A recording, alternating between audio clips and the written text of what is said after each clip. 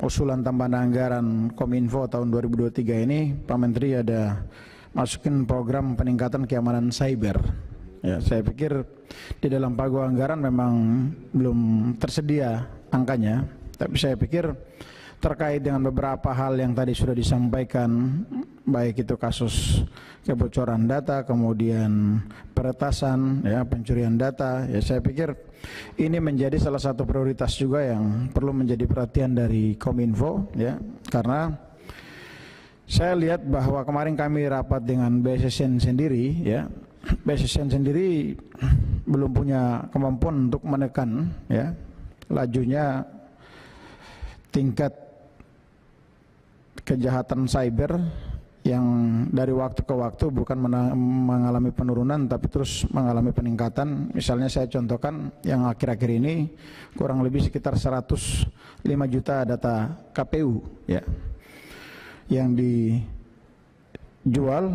Kemudian ada lagi 1,3 miliar data SIM card. Nah, jadi saya pikir ini dari waktu ke waktu masalah kita yang paling utama adalah soal cyber security.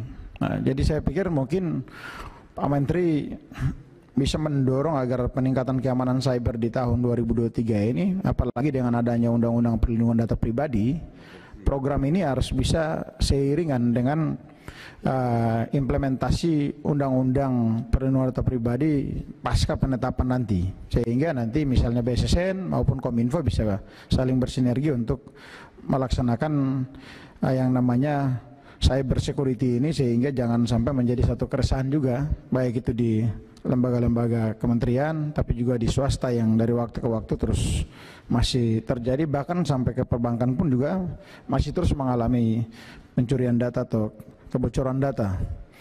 Yang kedua, terkait dengan masalah BTS, saya pikir Pak Menteri, terima kasih karena untuk di wilayah Papua kami sangat terbantu sekali di wilayah-wilayah 3T.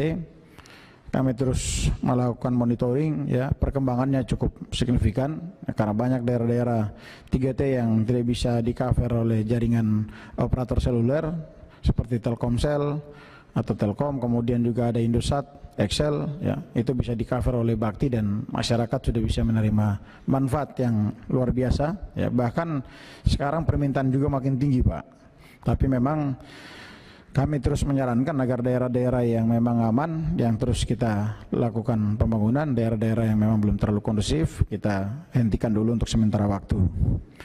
Nah, kemudian salah satu juga yang paling penting, saya berharap di daerah-daerah pulau-pulau terluar, ya, ini kita harus menyediakan juga BTS-BTS nelayan, Pak.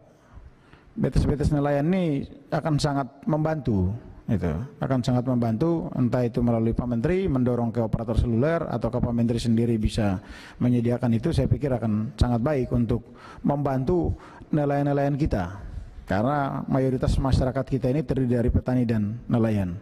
Saya pikir ada BTS-BTS yang bisa mengcover radius 5 sampai dengan 7 mile dari daratan. Itu mungkin harus menjadi prioritas juga untuk kita sediakan di daerah-daerah yang memang lumbung-lumbung ikan nasional. Nah, kemudian yang berikut terkait dengan ketersediaan akses internet, Pak.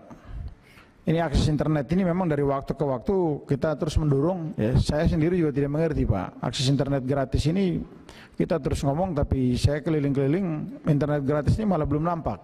Itu yang muncul hanya BTS USO yang sudah bisa on air dan dinikmati masyarakat, sedangkan akses internet gratis ini belum bisa mengcover kebutuhan-kebutuhan baik itu di puskesmas, di sekolah-sekolah, ya, dan juga fasilitas-fasilitas umum yang benar-benar sangat membutuhkan sekali. Itu. Jadi saya pikir akses internet gratis ini kan alokasi anggarannya saya lihat di sini cukup besar, ya, kurang lebih sekitar 2,529 triliun.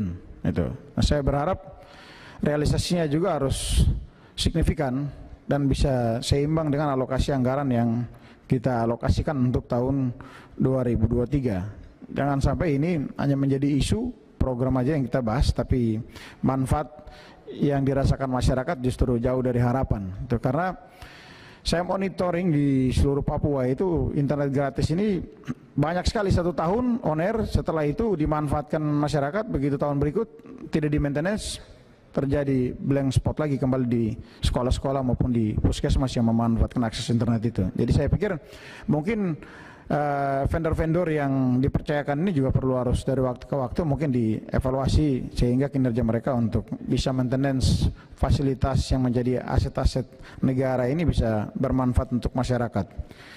Nah kemudian yang berikut saya pikir terkait dengan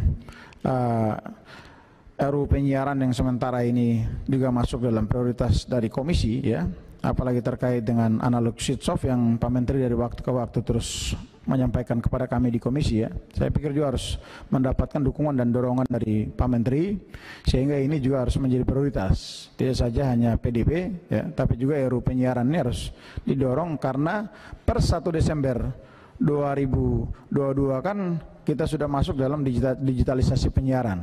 Nah itu terkait juga dengan amanat dari Undang-Undang Omnibus Law. Nah saya pikir ini aksi dari Kementerian Kominfo ini sangat penting sekali agar realisasi dari undang-undang ini juga segera kita harus lakukan. Gitu.